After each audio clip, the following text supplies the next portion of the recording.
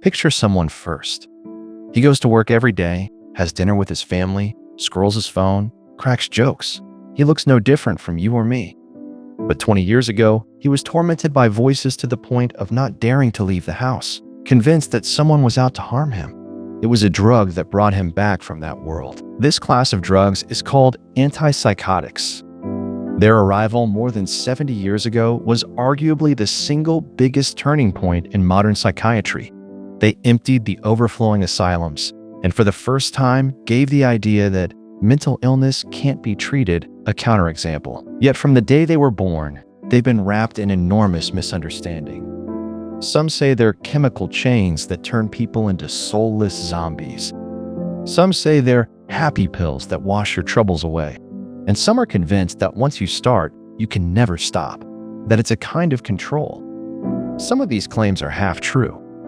Others are simply wrong. In this episode, I want to tell you honestly, these drugs do work. For many people, they are genuinely life-saving, but they're neither magic nor chains. They're more like a lever, able to move the imbalanced circuits in the brain while also carrying a real cost.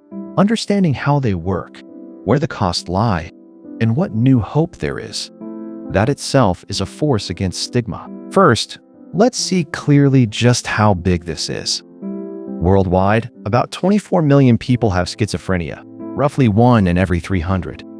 People with depression number about 280 million. And if you count every mental disorder, 1 in 8 people on Earth is affected, and the cost is staggering. People with schizophrenia have a life expectancy a full 10 to 25 years shorter than average. About 5% ultimately die by suicide. More painful still is the treatment gap. Worldwide, only about a third of people with a psychotic disorder receive professional care. In China, a national survey estimated that nearly 17% of people have had some mental disorder in their lifetime. And of those, more than 90% never receive treatment. So this isn't some niche medical topic. It's about the dignity, the lives and deaths of millions of people around us. In this episode, I'll try to be honest. Which parts are hard science that's been confirmed again and again, which are pretty but unproven hypotheses, and which have actually been overturned, all in plain language, instead of just handing you a pile of conclusions. Let's start with how these drugs were discovered, by accident. The story begins with an accident. In the early 1950s, the French surgeon Henri Lebret was looking for something to settle his surgical patients and tried a compound called chlorpromazine. He noticed that the patients weren't just sedated, they entered a strange state of indifference, no longer so bothered by the threats around them. In 1952, 2 Paris psychiatrists, Jean Delay and Pierre Deniker, used chlorpromazine on psychiatric patients.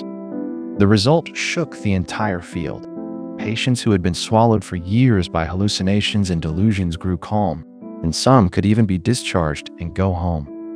The era of psychopharmacology had begun. Next came haloperidol in 1958, a more potent drug that powerfully blocked a receptor called dopamine D2. It was highly effective, but it also brought obvious side effects: muscle stiffness, tremor, restlessness.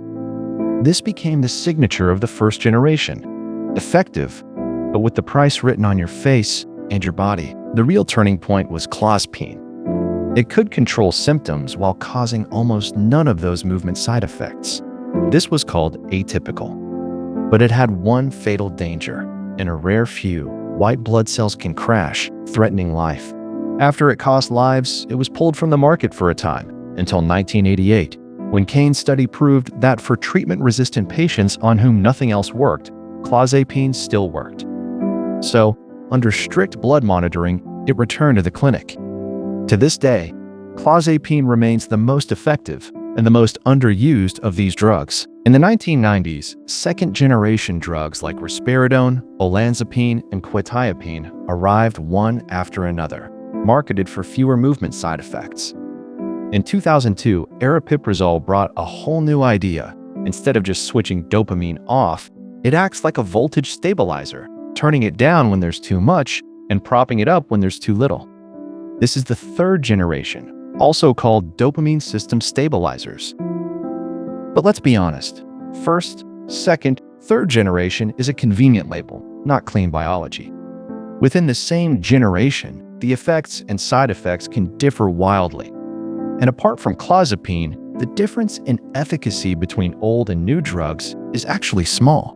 What really decides everything isn't which generation, but exactly which receptors this particular pill hits. So let's take apart that receptor map. Before we go on to mechanism, it's worth pausing specifically to look at China's story, because it has been very different from the Western trajectory. Once, in an era short on doctors and drugs, vast numbers of people with severe mental illness were locked up, sometimes literally chained, by their own families at home. Not out of cruelty, but out of sheer desperation. Later, a nationwide campaign called Unlocking brought them out, one by one, and sent them for treatment.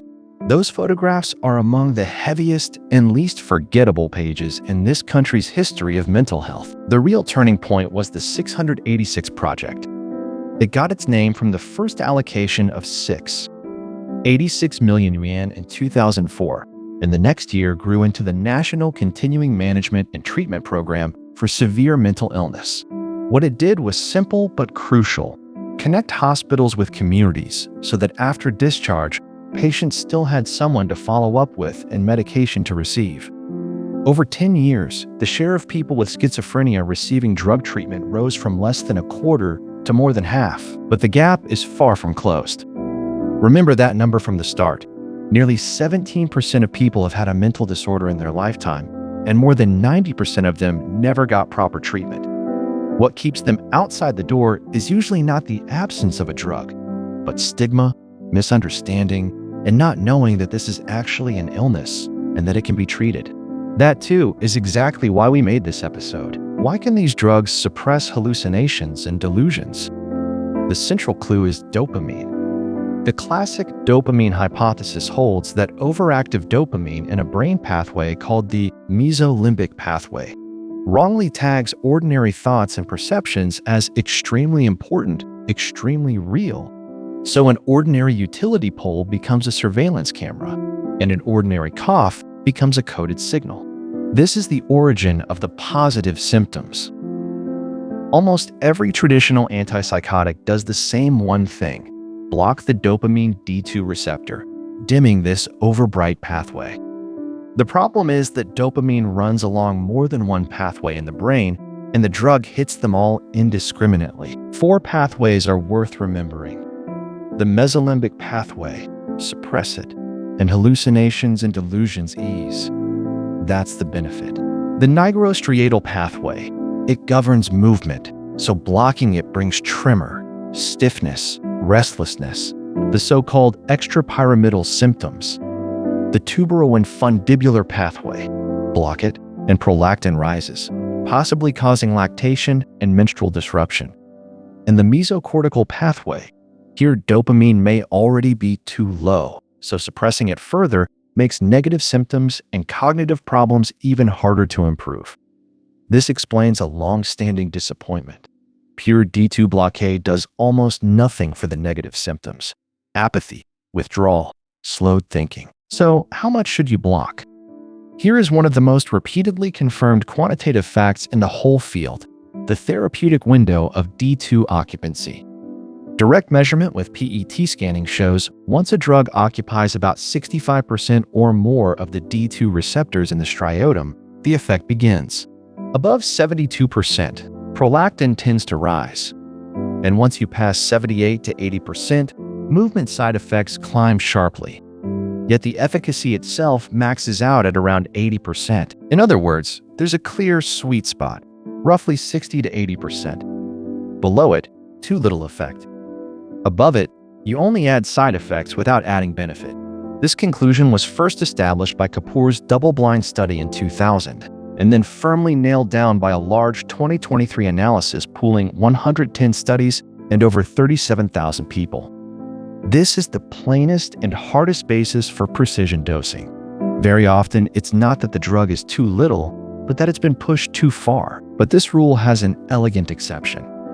Partial agonists like aripiprazole can occupy more than 90% of D2 receptors with very mild movement side effects. Because it doesn't lock the receptor shut, It keeps a little gentle activation alive, like fitting the gas pedal with the speed limiter, never letting it floor it, never letting it stall out either. The price. It's especially prone to causing a kind of restless inability to sit still, called akathisia. Rules have exceptions, and exceptions have their own price. So why do second-generation drugs provoke fewer movement side effects? This is the famous mystery of atypicality, and there are two complementary explanations. The first, along with blocking dopamine D2, they more strongly block a serotonin receptor called 5-HT2A. Clozapine is the prototype. Its D2 occupancy is strikingly low, hovering year-round at just 20 to 60-some%, yet its 5-HT2 occupancy runs as high as 85 to 90%. This combination of low D2, high 5-HT2 prims is thought to be the key to its being both effective and low on side effects. The second explanation is more subtle, called fast dissociation or loose binding. It means some drugs do bind D2, but they grip loosely and let go fast, making it easier to step aside for the brain's own dopamine. So there's less stiffness, and prolactin only rises briefly. Here's an honest caveat. Both of these mechanisms, as observations, are solid, but their strong causal versions say fast dissociation is the one true explanation of atypicality, and it overturns the 5-HT2A model, or tuning D2 alone is enough to explain atypicality, were refuted under rigorous scrutiny. The real picture is usually each is a little bit right, not any single explanation ruling them all. Separating a reliable observation from an overreaching interpretation, that's the key to understanding this field, and to understanding most science news. There's one more special case worth naming, chlorpromazine. It prefers a receptor subtype called D3 over D2. This D3 preference is thought to perhaps indirectly loosen dopamine in the prefrontal cortex, which is why it has dedicated evidence for tackling the most stubborn negative symptoms. This is another reminder. There's more than one dopamine receptor, and a hair's difference can mean a world of difference in the clinic. Many people think a drug's side effects are some kind of mystery, varying from person to person with no explanation. In fact, most side effects can be predicted from a single receptor map, because these drugs rarely hit just one target.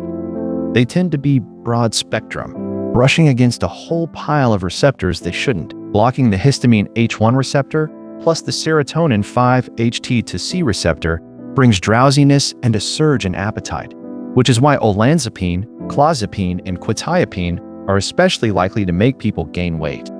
Blocking the muscarinic M1 receptor brings dry mouth, constipation, blurred vision, even dulled thinking. Blocking the alpha-1 adrenergic receptor makes you dizzy when you stand up. Orthostatic hypotension. Add to that what we said before. D2 hit in the wrong pathway brings movement side effects and a rise in prolactin. Once you can read this map, two things become clear. First, why different drugs have completely different side effect personalities. One makes you gain weight, one makes you tremble, one makes you sleepy. Second, the core pursuit of all modern drug development comes down to a single line. Keep the efficacy, shed the off-target harm. There's one long-term, easily overlooked cost worth singling out: tardive dyskinesia. Long-term D2 blockade can produce involuntary writhing of the face, tongue, and limbs, and once it forms, it's often hard to reverse. The good news is that in recent years, there's been a genuinely effective weapon, a class of drugs called VMAT2 inhibitors, like valbenazine and deutetrabenazine, approved in 2017, that can really reduce these abnormal movements. This is a good example of a cost that can be managed. A common puzzle. With the same diagnosis of schizophrenia, why does this person take 5 milligrams of haloperidol, that one 400 milligrams of quetiapine, and another need clozapine with regular blood draws? The answer isn't mysterious. Once you seriously factor in pharmacokinetics, pharmacodynamics, and the heterogeneity of the disease, it all makes sense. First, the diagnosis is only a starting point. Schizophrenia is really a big umbrella, and the people under it differ in positive symptoms, negative symptoms, cognitive impairment, agitation, comorbidities, and sensitivity to side effects. Different symptom profiles naturally call for different drugs. Second, metabolism decides the dose. Many drugs are metabolized by the liver's CYP enzymes. For example, people who carry the CYP2D6 poor metabolizer gene clear the drug slowly, so blood levels run high. Aripiprazol's label spells it out explicitly. In these people, halve the dose. This is the most direct molecular reason for same disease, different dose. Here's a particularly practical but often overlooked example. Smoking. Tobacco induces an enzyme called CYP1A2, and clozapine happens to rely mainly on it for metabolism. So at the same dose, a smoker's clozapine blood level is often lower.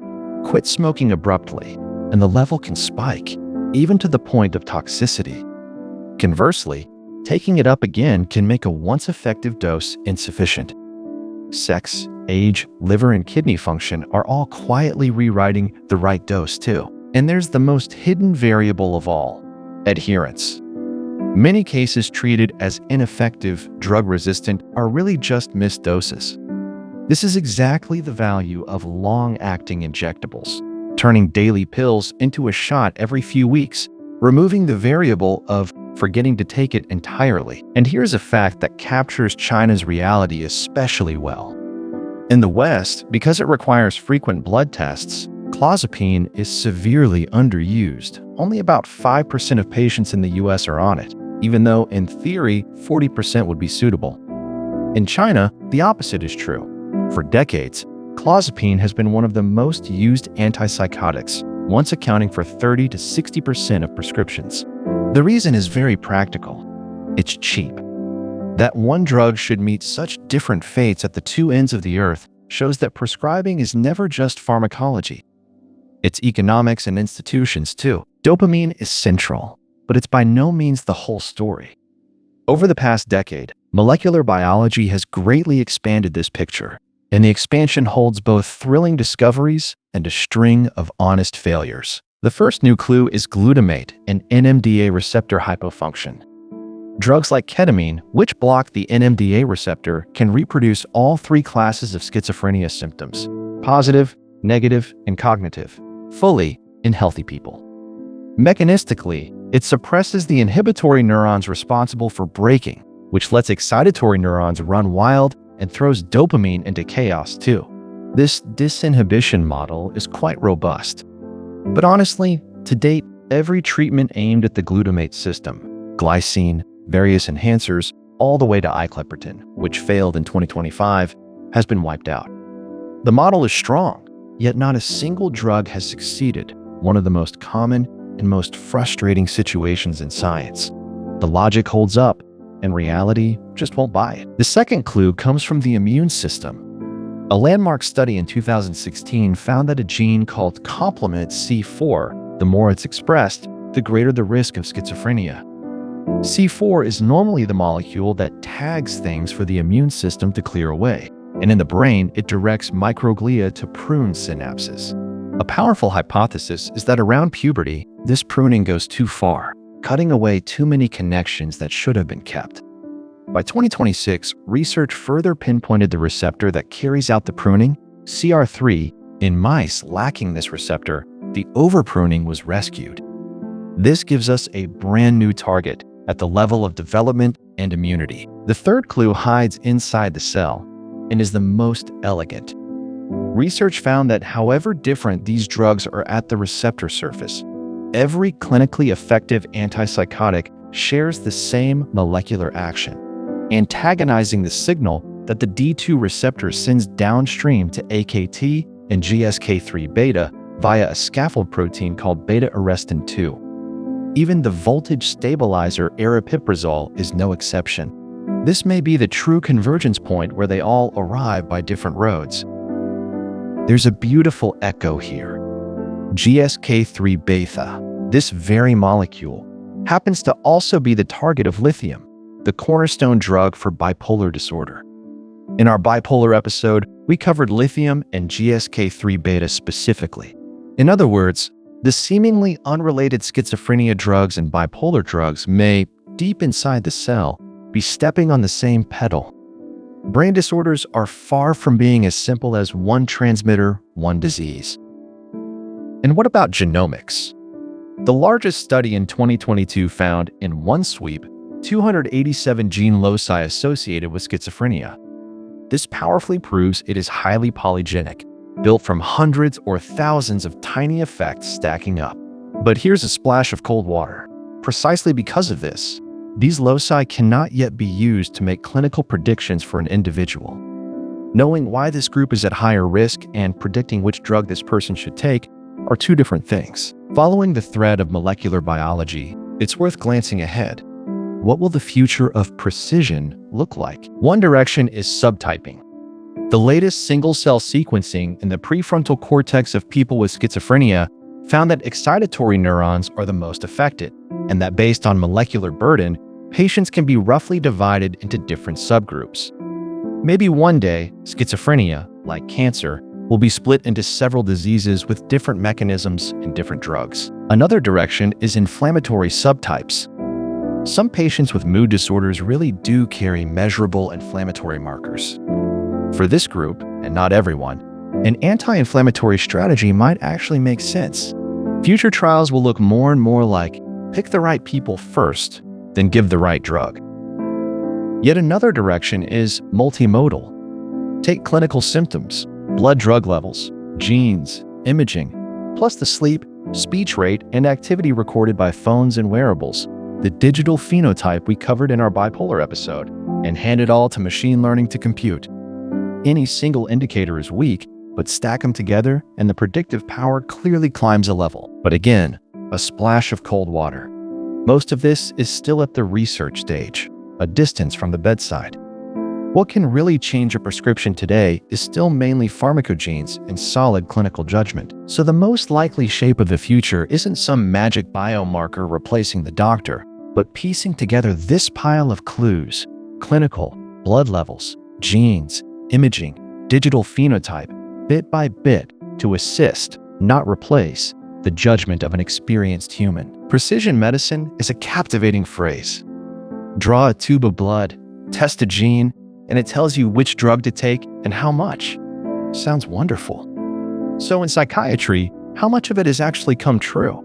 The answer is real, but far more limited than advertised. The part that's already usable is pharmacogenes. The metabolic enzyme genes mentioned earlier, like CYP2D6 and CYP2C19, the international guidelines, CPIC and DPWG, have already issued actionable dosing recommendations, like having the dose of certain drugs in poor metabolizers. This part is solid, reliable, and usable today. The part that's not yet usable is most of the pharmacodynamic genes and polygenic scores.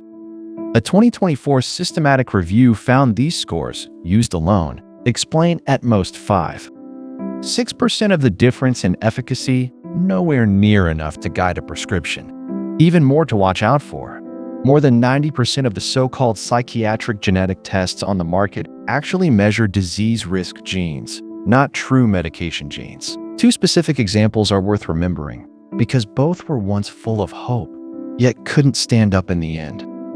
One is certain commercialized combinatorial gene panels that claim to boost remission rates by a wide margin. Under rigorous scrutiny, this clinical benefit didn't hold. The other is using the HLA gene to predict clozapine's white cell crash. Its negative predictive value is high. It can help you identify the low-risk people. But its positive predictive value is extremely low. It can't predict who will actually develop the problem. To exclude, but not to foretell, the difference between the two bears on whether a person is wrongly shut out from a life-saving drug. So an honest summary, precision psychiatry is real. But today, it's still very coarse.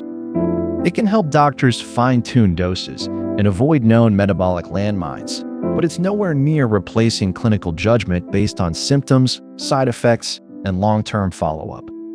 Treat it as a useful assistant, not an oracle that makes the decision for you. Now for the most thrilling and most honesty-testing chapter.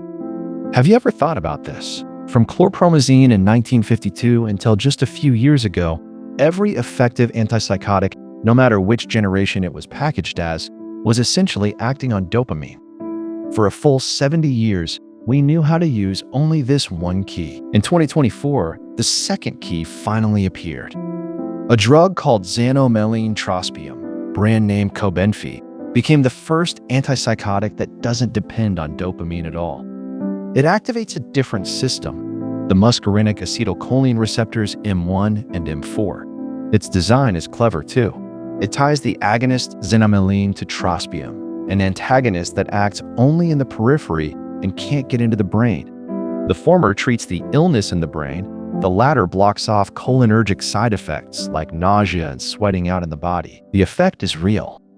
Pooling 3 key trials, it lowered the PANSS symptom score by about 9 points more than placebo, a moderate to large effect size. This is the biggest mechanistic breakthrough in schizophrenia drugs in decades. For the first time, it proves that to treat psychosis, you don't necessarily have to block dopamine. For Chinese audiences, this is especially close to home. Just in December 2025, this drug was approved by the regulator for the Chinese market, backed by a phase 3 trial that enrolled more than 200 Chinese patients. And it's been written into the 2025 edition of the Chinese Guidelines for the Prevention and Treatment of Schizophrenia. In other words, this isn't distant news. It's a new option already making its way to Chinese patients. But don't cheer too soon. Right beside it, over the very same period, is a graveyard. An M4 enhancer called emraclidine failed in late 2024.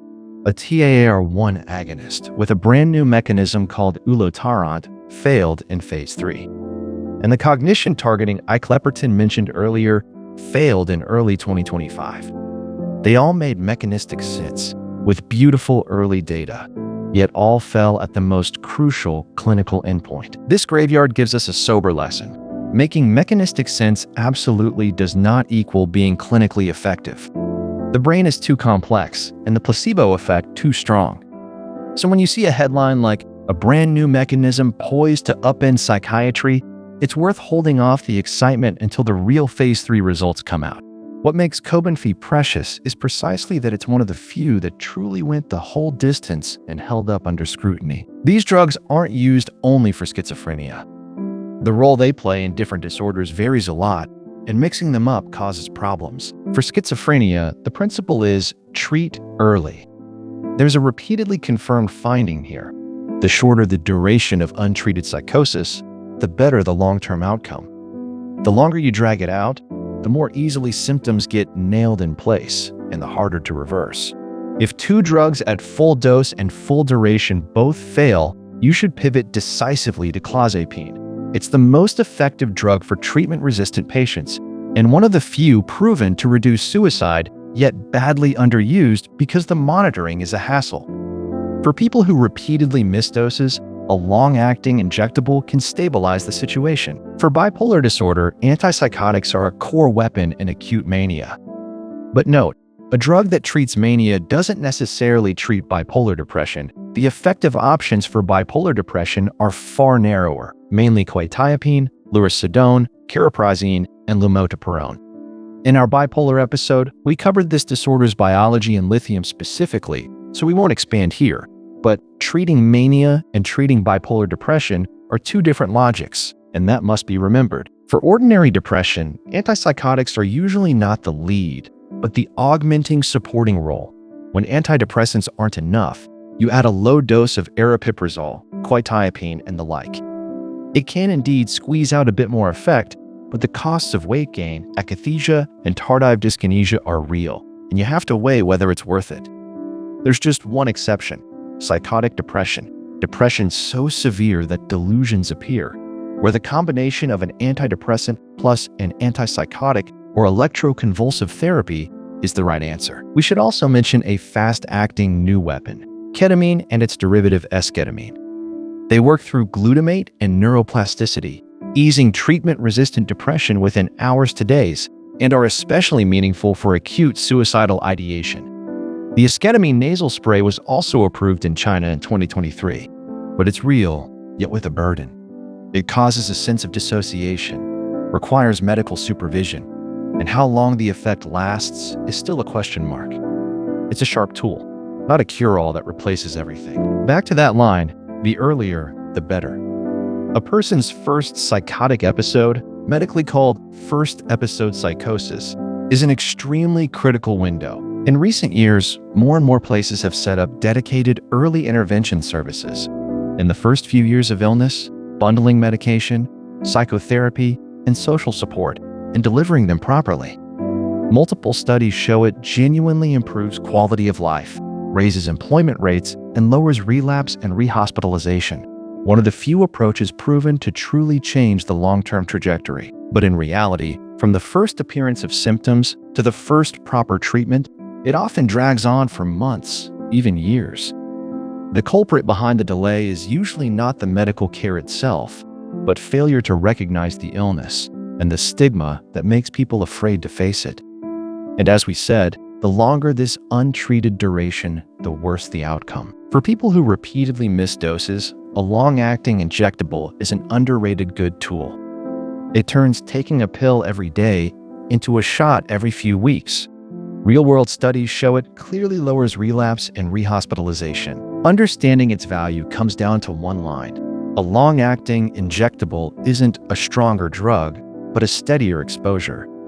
It doesn't increase the drug's potency. It directly removes the biggest variable, forgetting to take it. For someone who has just come through a first episode and most needs to stay stable, this matters especially. What if no drug works? Then it's the turn of neuromodulation, using magnetism and electricity directly on the brain's circuits. This field has a very clear and very thought-provoking divide. The non-invasive approaches are broadly effective. The invasive ones keep hitting walls. First, the winner, transcranial magnetic stimulation, TMS. It uses a magnetic field to stimulate the cortex non-invasively, and for treating depression, it was approved back in 2008. More striking is Stanford's accelerated protocol, using functional MRI to precisely locate the target in each individual, finding the small patch of cortex most linked to low mood, then stimulating it intensively. In one double-blind trial, it dropped depression scores by an average of 52% versus only 11% in the sham group, a strikingly strong effect, and it was approved in 2022. This is the best proof that network-based precise targeting genuinely improves efficacy. Now the loser? Deep brain stimulation, DBS. It requires implanting electrodes deep in the brain. In open-label, unblinded studies, it was once talked up as almost miraculous. But once you run a rigorous double-blind controlled trial, two key studies, one stimulating the subcallosal cingulate, one the ventral striatum, both failed. The response rates for real and sham stimulation were nearly identical.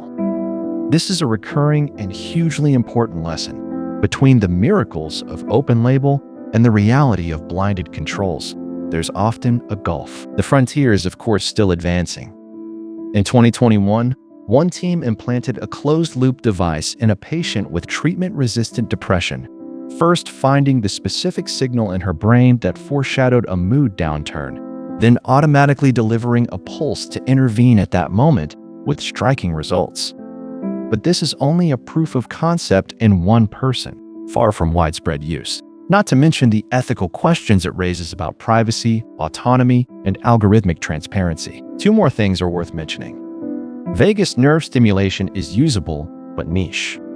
And for severe depression with psychotic features, the most effective is actually still electroconvulsive therapy, ECT. It carries a heavy stigma, yet its efficacy is badly underrated.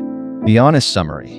In neuromodulation, the non-invasive TMS and ketamine are hope already delivered, while the invasive DBS has to this day failed to deliver on its promise in rigorous trials.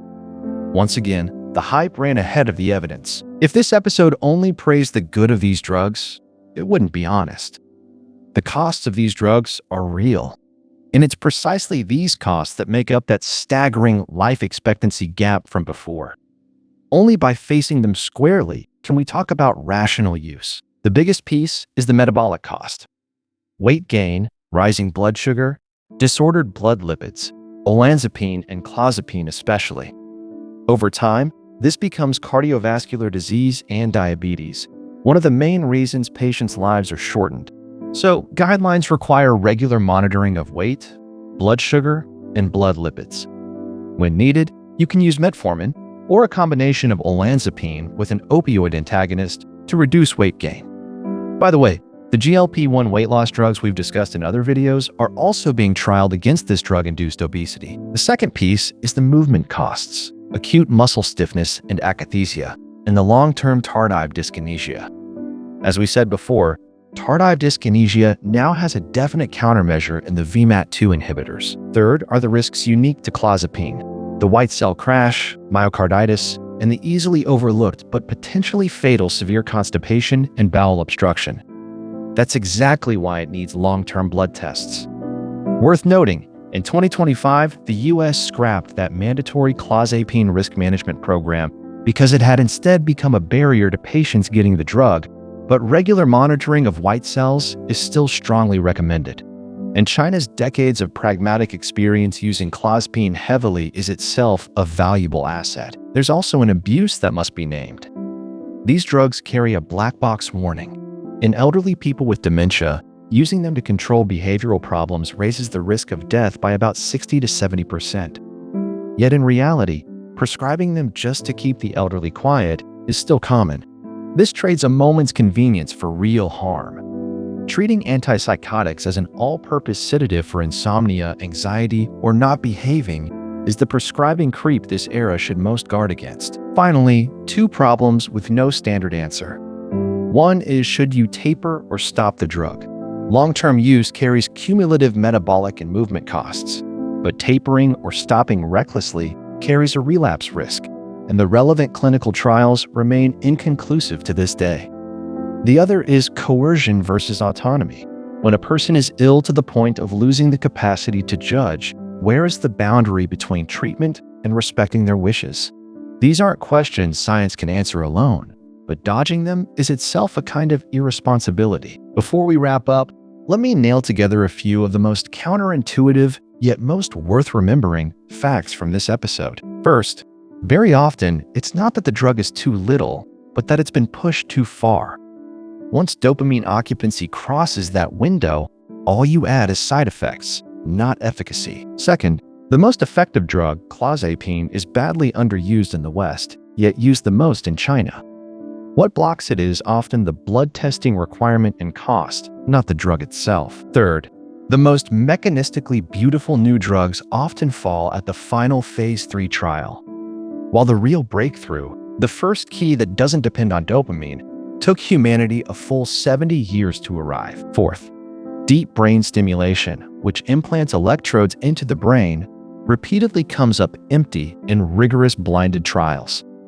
What's truly dependable is, instead, the non-invasive TMS, and that stigma-laden but very definitely effective electroconvulsive therapy. Fifth, and most important, for someone being swallowed by psychosis, the untreated illness is often more dangerous than the drug's side effects.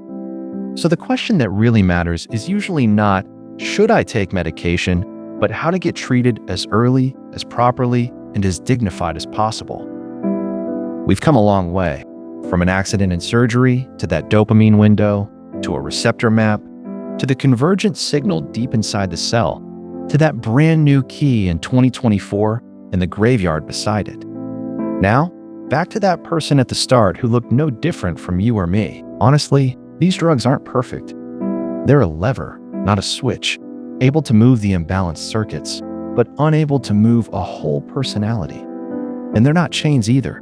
For someone being swallowed by psychosis, the untreated illness itself is often far more dangerous than the cost of the drug. The right stance isn't to deify or demonize in black and white, but to place it on an honest scale. Weigh the benefit against the cost, and let the patient themselves be a partner in the decision, not an object to be processed. Science is humbling enough, too. It took us a full 70 years to find a second mechanism of action. Precision dosing is still crude.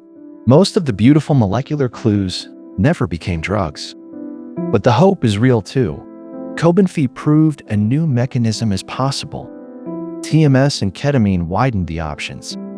And an underrated old drug like clozapine is still quietly saving lives. If this episode leaves you with just one sentence, I hope it's this. Mental illness is an illness, not weakness, and certainly not a disgrace. It can be treated, and recovery is genuinely real. Please remember that repeatedly confirmed finding: the earlier you seek help, the better the outcome. Don't let stigma steal a life that a person could otherwise have had. Next time you come across a headline like "A miracle drug upends psychiatry" or "Antipsychotics turn people into wrecks," I hope you'll pause for 3 more seconds and ask, how strong is the evidence really? Is this actually confirmed or just a pretty guess? Being someone who can ask that and who's willing to offer a little more understanding to the people around you, you've already gone further than the clickbait, and gentler too. I'm your old friend. See you next time.